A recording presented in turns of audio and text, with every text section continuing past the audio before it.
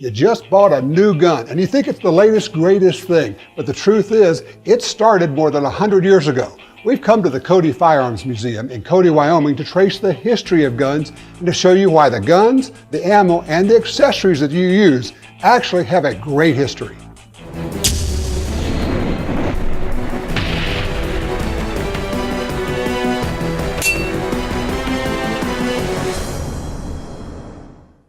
To get a perspective on historic guns, we went to the Cody Firearms Museum, part of the Buffalo Bill Center of the West in Cody, Wyoming. With guns from the Old West, military history, and all eras, if you like guns, this is your place. From Buffalo Bill and Annie Oakley to General George Patton, their guns are here.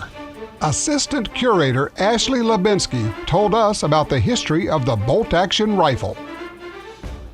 A bolt-action rifle refers to a breech-loading rifle in which a bolt is typically moved upwards and rotated backwards in order to facilitate the extraction of a spent case, and it also, in some models, cocks the firearm. Most people do not realize that the bolt-action firearm was actually developed in the 1820s by a man named Johann Nicholas von Dreyse.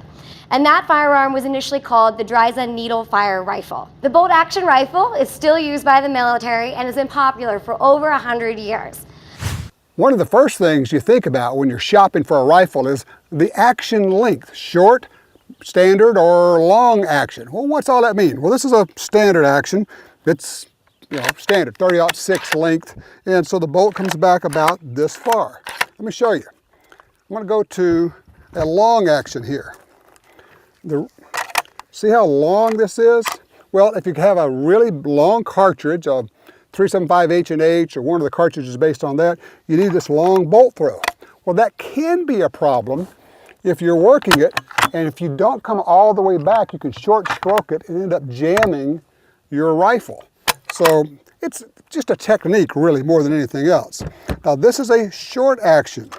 257 Roberts, a little short. See how short that bolt throw is? Very fast, okay? Simple as that. But there's a technique that you need to know when you're shooting a rifle. I want to show you this because if you use the right technique, you'll never short stroke your rifle.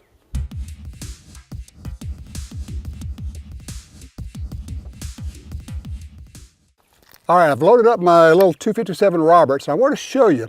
A lot of people when they're working a bolt, they will grab the bolt like this, pick it up, pull it back, push it forward, run it forward or down. What you want to do is work it with an open hand.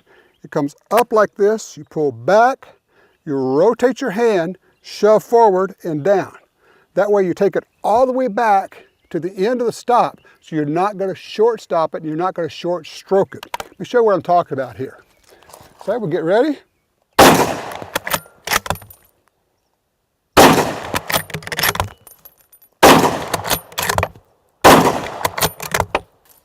Just like that. You'll notice that every time you pull the trigger on a bolt-action rifle, you go ahead and work that bolt. So you practice this. It goes click, and you get ready for the next shot. If you're hunting, you may have an animal that jumps up. You need to be ready for that follow-up shot. Always work the bolt every time you pull the trigger and work it from this open hand, rotate it, slam it forward, and come down. Do that, and you can run a bolt action really fast. There may be no better known rifle, or one with a better reputation, than the famous M1. Warren Newman, curator of the Cody Firearms Museum, told us about this storied battle rifle. I'd like to call your attention to this military rifle, beautifully chrome-plated. This particular M1 Garand was prepared as a presentation rifle for General George S. Patton.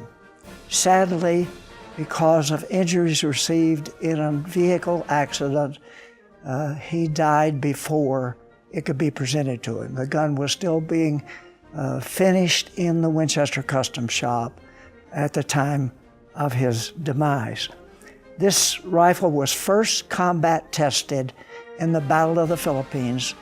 Marines landed with their treasured bolt-action Model 1903 rifles, and they were followed to relieve them by the Army with the then new M1 Garands.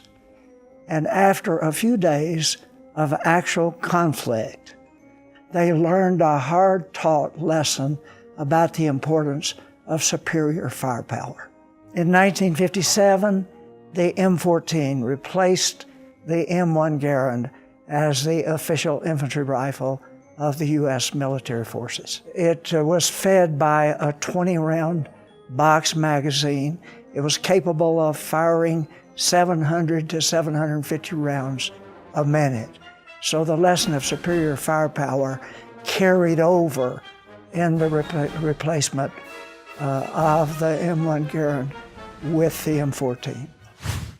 The M14 is still in use today by the Army, but you know what? You can own a brand new semi-automatic version of that, the M1A from Springfield Armory. This is their Scout version, which basically just means it's a shorter barrel and they have the rail up top for optics. But if you want to have a true blue semi-auto version of the M14, take a look at the M1A from Springfield Armory.